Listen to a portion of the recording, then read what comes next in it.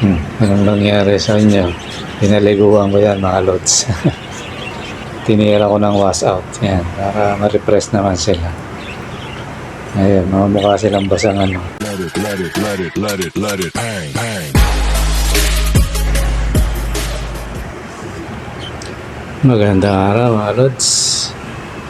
Ayan, tahimik sila kasi pinaliguan ko mga lods. Ayan. Para iwas ano. Kasi may isang buwan na rin silang hindi ano yan dun sa inuminan, pero yung talagang para gumanda yung balahibo nila mga lods tinira natin ng wash out.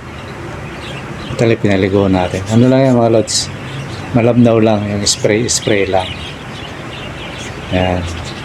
Ito mga lods, pag gagawa kayo nito, magtanong kayo kasi ano yan, may tamang timpla.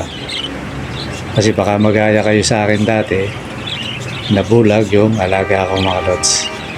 Pero isa lang naman, sa dami nila may isa. Siguro napuruan kasi mali yung ginawa ko.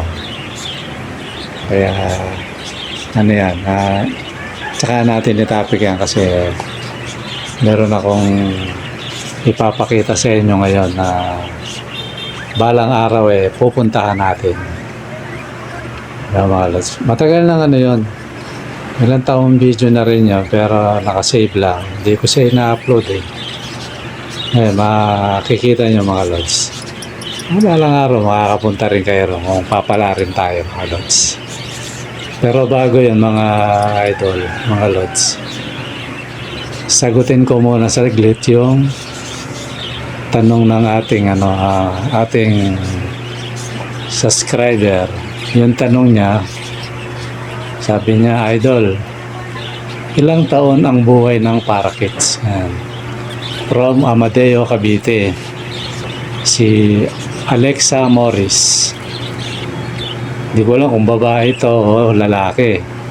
Hindi ko alam kung Alexa o Alex Amores. Mag-comment ka na lang lods kung ikaw ba'y gender mo female o male, kak ba o hen. Mag-comment ka na lang lods kasi pag kasi dito yung mga pangalan magkakarugtong ganyan, Alexa Morris, di ba no?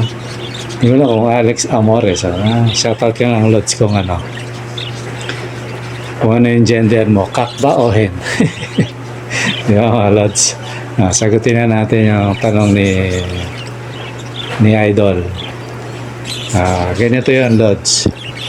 Ayon sa ating ito base sa ni-research ko kasi dati ito dalawang kategorya yan lods. Depende yan yung sa wild o sa captured. Sabihin captured yung tayo na, inalagaan na natin sila, nasa pangangalagaan natin, o sa wild. Ayan. Ano yan mga idol? Kung gaano kahaba, ito muna yung sagot ko. Mas mahaba yung buhay nila sa captured. Basta tama lang yung pangangalaga. Ayan, baka magtaka kayo. Hindi ko na lang matandaan yung libro kung binasa ko, pero mas matagal ang buhay nila pag captured na natin kesa sa wild. Bago natin sagutin kung ilang taon bakit? Kasi sa wild mga lods, marami silang kalaban, di ba? Unang-unang kalaban dyan, mga predator, napakarami niya. Kung sa atin, ang predator lang nila daga, pusa, aso. Pagdating sa wild, marami. Mga ibon na malalaki, yan, kalaban nila yan. Basta malalaking ibon.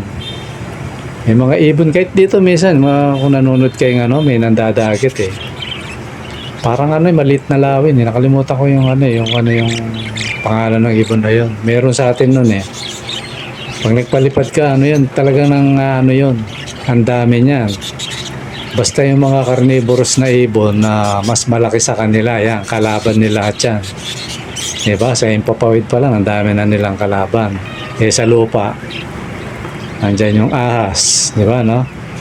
Iba't ibang klaseng ahas ang kalaban ng mga yan. O, mga daga, mga wild musang, diba? Mga pusa, mga sagubat. Marami sila, kaya mas maiksi ang buhay nila sa wild. Kasi marami silang kalaban. Ayon sa pagsusuri ng mga eksperto, mga lods, yung mga nag-aaral dyan. Ngayon ganito, sabi nung kumbaga more or less to mga lods. Halimbawa, ito, gagawa mo na ako halimbawa. Halimbawa, sa wild, ang buhay niya, umaabot lang ng halimbawa lang to, lods, mamaya natin bigay yung final. Halimbawa sa wild, 5 years. Tapos sa captured 10 years, parang ganon. More than kalahati. Yun yung niyan, yun yung diferensya niyan. Kasi sa captured, kaya mahaba naman ang buhay nila. Una-una, inaalagaan natin. Nasa pangangalaga natin, nakakage sila. Minsan, pag minalas na lang talagang nakakain ng hindi maganda, tayo ng ipis o yung mga pagkain hindi tama, yun, nadadali lang. Doon lang yun. Tapos pag medyo nasingitan ng pusa, di ba, no? Pero yung ahas, yung ano yun eh. 1 in a million, yun, kumbaga, 1 to 1 million versus lang. Lalo na yung cage mo eh, nakasafe talaga. Na kahit may ahas hindi makapasok. Ano yun, napaka-minimal. Siguro sa mag-iibon, napakabihira nung ganon. Maliban na lang sa mag-iibon na nasa wild yung nila, yung aviary nila. Pero kung kagaya sa atin, bihira yun. Nangyayari yun, pero napakabihira. Hindi madalas na ano ka ng ahas. Minsan nga may ahas, pero hindi ka pa rin nakukuha na ng ibon eh. Kasi nga, hindi siya makapenetrate. So, yung aso naman, wala. Ano yan, maingay lang, pero hindi siya ng aso. Pusa, ganun din. Bihirang masungkit yan. Lalo na kung mataas. So, ibig sabihin, yung predator, napaka-minimal. Diba na? Minsan, kinamamatay lang ng ibon natin, sakit lang. O, isa pa pala yun sa wild. Hindi ko pa nabanggit, may sakit pa, diba? No? Mga ano sakit na dumadapo. Samantalang kung nasa atin yan, tapos sila lang, ligtas sila sa ganun eh, mga bird flu, ligtas sila kasi sila lang eh. Maliban na lang, kung may dala kang ibon na may bird flu, ayun, yung totas yun. Kumbaga minimal yung yung danger sa kanila pag nasa capture natin, kaya halos kalahati ang diferensya ng nagiging buhay nila. Ngayon, depende na lang sa pag-aalaga kung hindi tayo marunong. Kagaya sa akin, nung bago pa lang ako, hindi ako marunong. Hindi ako nagkakamali, more or less to, mga lods, yung una. 4 yata o 5 ang namatay kong alaga. Kaya, ayun, hindi ko alam ang pag-aalaga.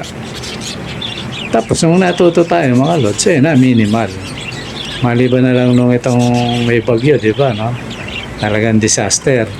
O, bukod pa pala yan, no? Yung disaster na yan, di ba, no? Sa wild, nakaranasan nila yan, yung lamig, bagyo, yan, maraming kalaban sa wild, Pag nasa labas sila, yung sabi, nasa wild na sila, na lugar, kumpara sa atin.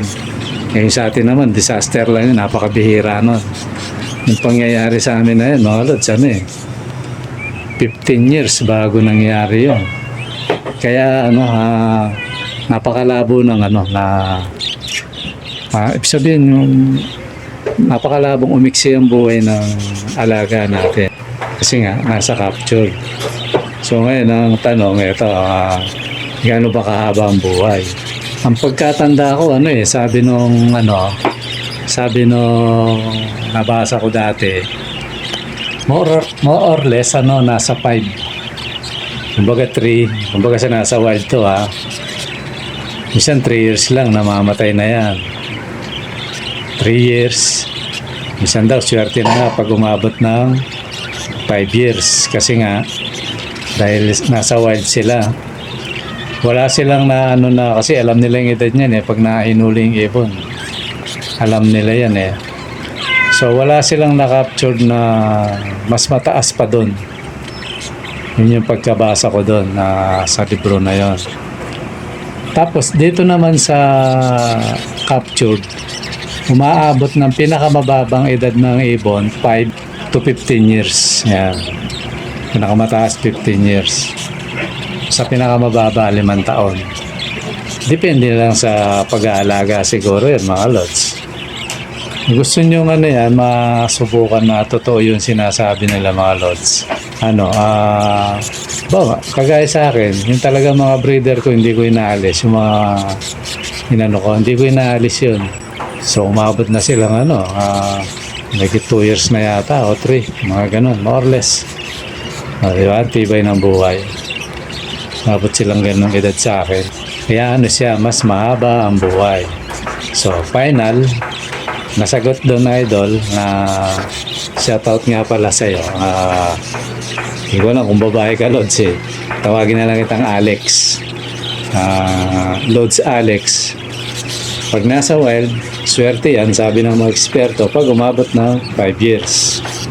Pero may nakakalusot siguro, hindi lang nila alam Bakit pag matanda na ibon, hirap na lumipad dyan sa wild. Ngayon, sa captured, ibig sabihin yung inalagaan na natin, possibility, umabot siya ng 15 years. Ganun. Pero may nabasa pa ako, 25 years nga, pero parang hindi ko na masyadong tininiwalaan yun. Pero yung 15 years, mga lods, yun.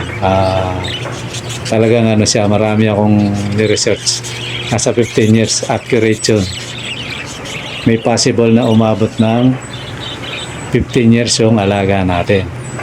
Pero ako, sabi ko nga sa inyo, 5 years lang, masaya na ako Baka yung alaga mo. Umabot lang 5 taon yan, okay na yan Ganun yan, lods. Sana nasagot ko yung mo yung tanong mo. Ngayon, ang pa rin yan, nasa pag-aalaga pa rin yan, lods. Kung maingat kang mag-alaga sa ibon mo, nasa tamang pwesto, tama yung pinapakain mo, tama yung trato mo, tatagal yan. Di ba, mga lods, tatagal yan kasi, pero kung gusto matesen, kasi alam ko kung mag-alaga ka mga 20, kasi kung isa lang, malabo yun kasi kumbaga sa tao parang ganito, sa Pilipinas, ang pinakabuhay ng tao sa Pilipinas, mga idol, ito, medyo content trivia lang na 60 sa panahon natin pag umabot ka ng 60, swerte ka na. Kasi ayon sa mga nagsuri sa mga Pilipino, mga eksperto, minsan pa lang totoo yan kasi ako, mga kamag-anak ko lang minsan yung ate ko, mga ilang taon lang patay, maaga. Kaya pag umabot ka ng 70 nga, dami mo ng sakit Kaya ka nang nararamdaman. Ikumpara mo sa ibang bansa, makikita mo, kagaya sa Japan, 70 years old, nag-aararo pa May napanood akong gano'n, may pa nga, 80 years old. Ang lakas pa, nagpa-farm pa. Samantalang sa atin, 60 years old, wala na. Kasi, walang ingat ang Pilipino, mga lods. Karamihan sa atin, yun ang katotohanan. Wala nang ingat. Ito, lang, real talk lang, mga lods. Pare-pares tayong Pilipino. Walang ingat sa sarili, tapos ang bisyo. Kaya, yun. Maiksi ang buhay. Yun din ang nakita ng mga nagsuri sa yung nagano ng mga yung Pilipino, yung haba ng buhay ng Pilipino. So, pinakaano ng Pilipino, 60. Yun yung analyze nila. Kaya pag lumagpas ka ng 60 at wala ka pang nararamdaman, swerte. Sabihin, maganda yung mo, yung ng katawan mo, yung sistema. Kaya yun idol, sana nasagot ko yung nadagdag ko lang yung yung sa tao. Kasi paminsan-minsan mga lods, tayo, nagre-research tayo ng pakonti-konti. Ayun, Lods. Salagaan mo lang mabuti, bigay mo yung tama hanggat maaari, walang chemical. Ayan, hahaba ang buhay ng ating alaga. Ngayon mga Lods, sa naman, gaya na sabi ko sa inyo kanina, papakita ko yung na balang araw doon na tayo. Hinagilap ko pa tong video na to, buti hindi ko na-delete mga Lods. Nanap ko pa doon sa storage ko yung hard disk na yung storage, portable storage, yun nakita ko. Kaya ito mga Lods, panoorin nyo yung tawag nito. Matagal na rin to may tago ko lang, panoorin nyo kung anong klaseng lugar yung balang araw pupuntahan natin o uuwian natin uli. Ito yun mga Lods, puntahan natin yung barkada ko rito na tuwing uuwi ako mga Lods, laging pinupuntahan ko yan. Ayan mga Lods, punta kami sa bukid, mag-iikot tayo sa bukid. Matali to mga idol kung di ako nagkakamali 2017 yata to o 18. Boy pa yung mother ko rito. Kasi ngayon wala na si nanay Boy pa yung nanay ko niyan yung time na yan. Nasa more or less magse 7 years na yan yata itong video na to. Ayan mga Lods, yan yung probinsya ko na totally ewan ko ba, minsan tayo ganun yata talaga pag medyo nagkakaedad. Parang gusto mong bumalik talaga sa although sabay din naman dito na may problema dito sa area namin. Yun nga, nagde-demolition na nga rito yung diba yung lumaki yung baha yung nakaraan. Ngayon parang iba, di ko lang kung natakot yun, pumayag na sila, pero yung lang naman yung gagawing kalsada lang naman ang unang titirahin mga Lods. Yun mga Lods, ito, kita nyo yung napakagandang lugar na to. Balang araw, mga idol, makaka-uwi tayo uli dito. Yan mga Lods, sa akin pagkabata, lumaki ako sa Angeles. Tapos sina nanay, dati sila sa Dao, yung city, yung siyudad. Ako Angeles ako sa lola ko. Tapos nanay ko talaga sa sa Dao. Mga panahon na yun parang humirap ang buhay. Sila nung araw mga tao gusto puro sa siyudad yung civilized, ayaw nila sa ganito. Kami noon, sabi ko nga nung maliit ako, pabaliktad kasi karamihan mga Lods, ito para sa mga kabataan dyan na nanonood dito sa vlog ko, ganito yan mga Lods, sa mga bata nung kapanahon na namin galing ka sa bukid, tapos habang tumatagal siguro maasenso yung buhay o kaya may kamag-anak na tumitira sa syudad. Kumbaga nagiging civilized yung buhay. Kaya nung ako bata, galing ka sa civilized tapos bumalik ka sa bukiran, sabi ko parang baliktad yata, sabi ko sa nanay ko. Pero ako tuwan-tuwa naman ako mga Lods, kasi laking syudad ako mga Lods. Kaya nung tumungtong tayo ng Maynila akala probinsyano, hindi. sabi nga nung salitang kanto hindi tayo mapaglalakuan. Pero naman baga siyempre nagkaedad na tayo, iniwan na natin yung kalukuhan. Parang kahit minsan parang kinekengkoy ko nagpapaano na lang tayo mga Lods, kasi ayaw na natin ng magulong buhay, di ba Ayan. Kaya ako babalik dyan uli. Ayan, maikwento ko lang mga Lods. Ito parang magbabalik tayo sa panahon ko mga Lods. Kasi maganda naman yung nung panahon ko mga Lods dyan, yung lugar na yan talagang nung maliit ako, So, mga 10 years yata ako, hindi ako nagkakamali. Diyan kami. Hanggang ngayon, ganun pa rin ang yung itsura niya. So, siya, sabi ko dati, parang ayoko kasi bukiran, pero ngayon, na-appreciate ko siya. Kasi galing ako syudad, napunta akong bukid, tapos nagsawa. Tapos punta ako Maynila. Kaya pag umuwi ako, na-appreciate ko mga lods eh. Kasi, nagbabalik yung panahon ng kabataan ko mga lods. Yan. Totally mga lods, yung lupain na yan, yung maisan na yan. Yung time na yan, sabi nung yung barkada ko. Yung barkada ko na yan, ang asawa nun, kapatid ng bayaw ko. Totally mga kababata ko yung mga yan. Yan, mga bayaw ko, mga kababata ko yan eh. Marami akong bayaw dyan na naging asawa ng mga kapatid kong babae. Sabi nga nung barkada ko yan, si Bernard, kay bayaw daw yan. Yung time na yan, tanim niya yan. Totally kung hindi ako nagkakamali, yung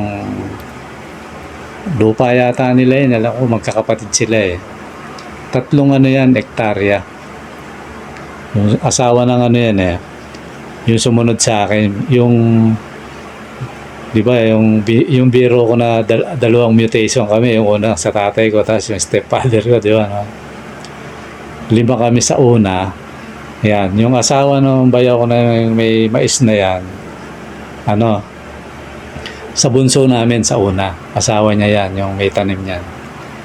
Totally yung lupa na yan, sa kanila magkakapatid yan.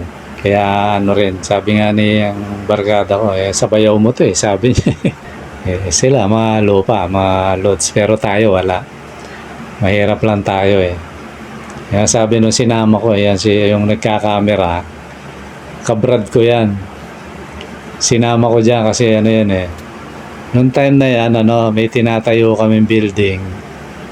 Ang may-ari hapon. Ako yung foreman. Bali, totally, bagong buhos yata, bali pahinga ng 1 linggo. Ayun, nag-rest kami. Umuwi kami, sabi ko, sama ka Brad. Sabi ko yan, sinama ko siya. Totally, biniro ko yun para may taga-camera, sabi ko. Pero mga time na yan, Lods, hindi pa ako parang manaka-naka lang yung upload. Hindi seryoso, kaya yan, hindi ko nga in-upload yan eh. Yan, nakita niyo yung itsura ko mga lods. Medyo press pa tayo ng konti dyan. 7 years ago mga lods. Ayan. Maganda dyan mga lods. Dyan tayo magbablog balang araw. Kita niyo yung lawak na yan mga lods. Yung mga kids natin hindi magugutom dyan. Manghingi ka lang ng dyan eh. Alam mo yung pag may yung anihan ng mais, harvestin na, kumbaga. Kasi sa probinsya, nung maliit kami, alam mo yung bungi-bungi, na ngayon sa palengke, binebenta na rin. Ay, pinapakain lang sa baboy yun, mga lods. Yung pinapakain lang yun. May baboy kami nung araw, sabi ng nanay ko, huwag doon, yung pinanggalingan na, pinag-harvestan na yun. Pero pwede pa yun kasi may laman naman, kaya lang, noong mga panahon na yun, yung lugar namin na yan, yung mga tao dyan, parang okay pa yung buhay nun, mga lods. Kumbaga sagana. Pag nga gusto mong kumain ng mais wala, hingi ka lang. Ako, nung bata ako, palibasa, parang yung mga matatanda dyan, mga mababait kasi, mga tao dyan eh. Minsan di na ako nagpapaalam, Lods eh. Kasi ang katwiran dyan, halimbawa, gusto mong kumain ng mais, kumuha ka yung kaya mong kainin, huwag ka lang magsisira. Ako, mga pakwan nung araw dyan, mga Lods, sabi ng nanay ko, hoy, huwag kang kukuha ng pagagalitan ka. Baka yun naman, yung mga may-ari dyan, mga kaedada ng nanay ko, mga kaparkada niya, mga kababata niya, baka generation by generation lang. Sabi ng nanay ko, kahit sabihin mong mababait mga yan, nakakahiya. Pero ako, siyempre, bata, makulit.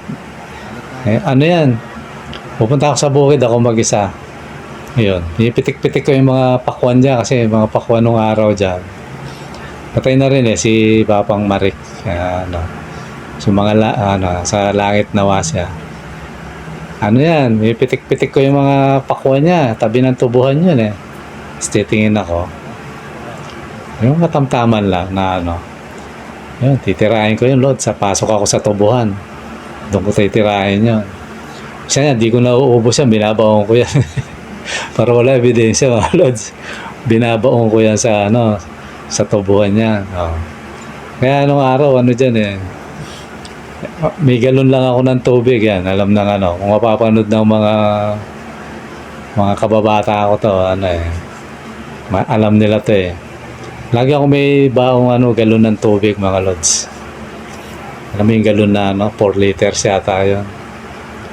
Tapos, posporo. Ay, hindi mo na ako kayang gutumin dyan, Lods. Maraming mailuluto dyan. Mais, kamote. Tapos mga prutas, Lods. Napakarami dyan, ng araw. Mananawa ka kasi nung panahon na yan, hindi pa yung tao eh. Hindi kagaya ngayon, pambihira, papaya lang, hindi mo mahingi, di ba, no? Pero sa lugar namin na yan, pa rin. Ganun pa rin naman ang mga tao. Sabihin, mabait pa rin. Di ba kagaya sa Maynila eh. Parang medyo may kaanuhan ng mga tao. Pero sa amin dyan, mabait yung mga tao. Minsan, ating gabi, pag yung kubo pa yung bahay namin dyan, mga Lods, pag nagkwentuhan, yun. Yung mga nakahapong mga manok doon, sasabihin ng nanay ko, salatin mo nga yung manok doon kung may pwede na. Ayun, na yun, arroz caldo na yun, habang nagkukwento yung mga matatanda. Minsan, arroz caldo, minsan naman, kami, mga naging bayo ko, mga kababata ko nung araw. Utusan kami niyan. Mapunta kayo doon sa Maisan, kasi katapat lang namin yun, Lods eh. Tatawid ka ng kalsada, Maisan na yan. Punta kayo sa may bandang gitna, sabi ng parang pinaka-uncle namin na may-ari ng huwag kayo mais doon. Yun, mga bata kami rin. Gabi yun maliwanag ang buwan naman eh. Kukuha kami mais, tapos yan, isang malaking kardero. Ilalaga yan habang nagkukwentuhan yun, nang umangata ka ng mais. Tsaka yung mga panahon na yun, mga Lods, yung baryo namin na yan, wala pang ilaw. Walang mirago dyan. Yan, napakasaya ng buhay. Sayang nga lang hindi ko tsaka yung panahon na yun, hindi pa usong cellphone. Yung pwesto ng kubo namin, napakaganda nun. Nasa corner siya, yung pag-ikot ng kalsadang ganyan, nasa corner kami. Yan, saya ng buhay dyan, mga Lods. Kaya, balang araw yan, babalik ako dyan. Hindi pa tapos yung medyo gapang talaga kami sa isa naiya ako sa bayo ko nadidelay yung hulog ko, pero kahit pa paano naman naiyahabol. Minsan sabi ko sa kapatid ko tsaka doon sa bayo ko, yung isa yun, hindi yan ang may-ari yung isa sa kabila. Kasi mga bayo ko may malalaki yung lupain ng mga yun minsan humingi na lang akong pasensya na sensya ka na. Nadidelay ng konti. Yun, wala naman sila magawa. Andun inuhulugan na namin yung lupa. Gaya ngayon, ako lang sabihin sa inyo mga Lods, medyo may problema ako. Kaya lang, ganun talaga. Ako na lang ikukwento sa inyo pag yung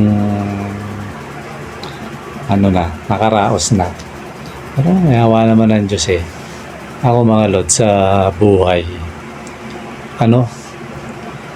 Ako yata yung tipong tao na minsan ang bigat na ng dala-dala pero nakangiti pa rin.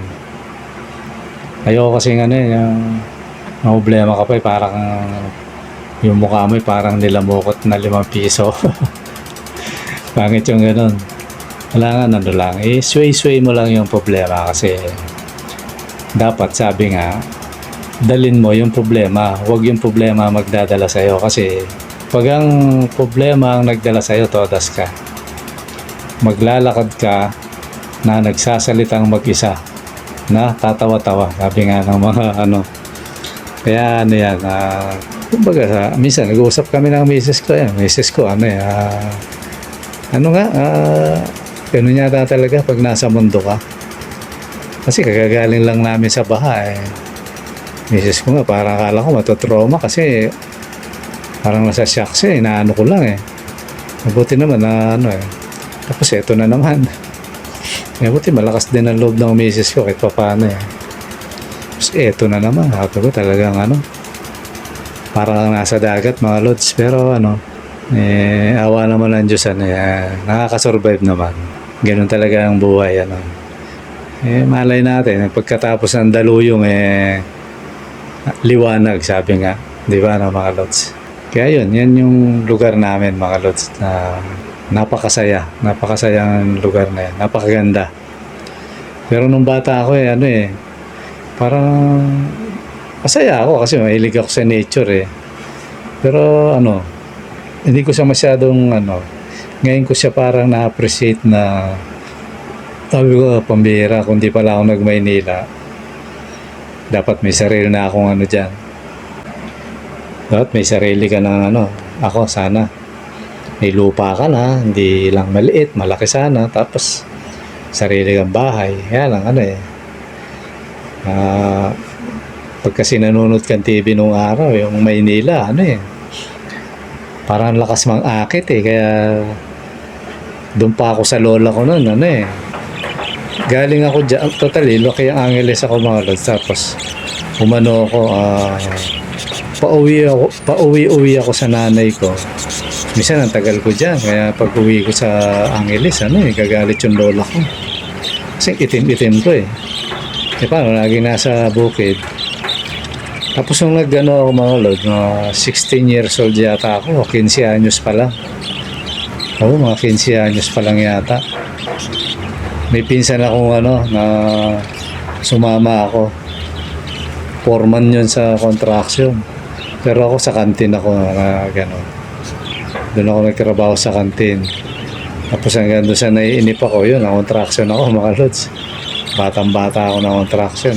Yun, hanggang sa nag-solo flight na ako dito. Kung tutuusin mga lods, nung panahon na yun, di naman hirap yung buhay namin sa Kaya tapos yun, dumating yung daluyong ng sa Pampanga yung Lahar.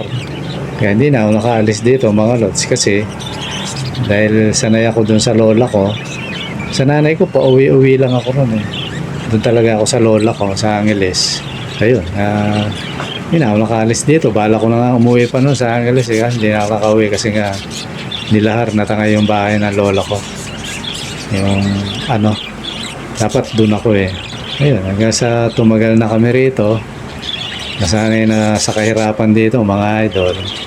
Tapos habang tumatagal naman yung mga kapatid ko, yung nanay ko, yun, okay naman. Tapos nawala yung nanay ko, yun. Pero mga kapatid ko kahit paano, maayos naman ang buhay. Gumanda yung buhay kahit paano.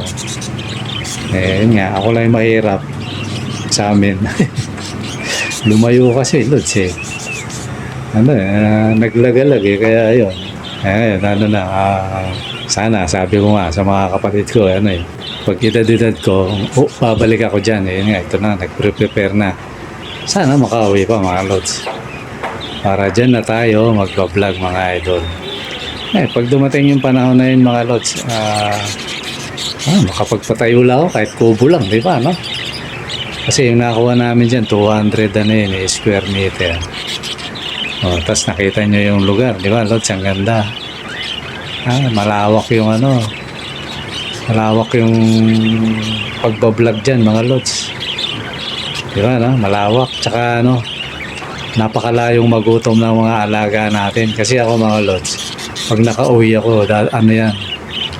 Hindi ko lang kung paano ko may uuwi ito, pero kahit tumarkila siguro ako ng para hindi halata. Ko yan. Iuwi ko yan. Ngayong mga alaga ko na yan. Kumbaga, hindi ko man maiuwi lahat, pero at least pagdating doon, magpaparami uli ako doon. Hindi ko naiiwanan yan, yung pag-ibon mga Lods, hanggang na, pumunta na tayo sa lupa kasi na rin sa tagal ng panahon, gagawin ko na talaga siyang mahilig talaga ako sa ibon. Hindi ko naiiwanan yan hanggang tayo bumalik na sa lupa mga lods. Ayun mga lods, sana natuwa kayo dun sa pinakita kong video.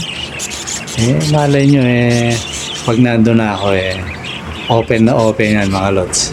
Pag gusto nyo pumasyal. Tsaka maraming dyan mga lods. Maraming mga pasyalan na paliguan, gano'n, mga resorts, marami dyan. Konting kembot mo lang dyan, resorts na yan. Marami yan, dinadayo na ng yan, kaya balang araw, wala, magiging civilized din, pero may mga bukid pa rin naman. Okay mga lods, nandito muna. At maraming salamat sa panonood. Bye-bye! At kung nagustuhan mo ang video na to, lods, mangyaring makaamot man lang ng sub mo, mag-sub ka na at paki-click na rin ang notification bell, like at paki-share na rin dots para lagi kang updated sa mga i-upload kong video. Maraming salamat. Thank you. Maraming salamat na. Thank you pa mga lods. Okay mga lods, maraming salamat. Bye bye.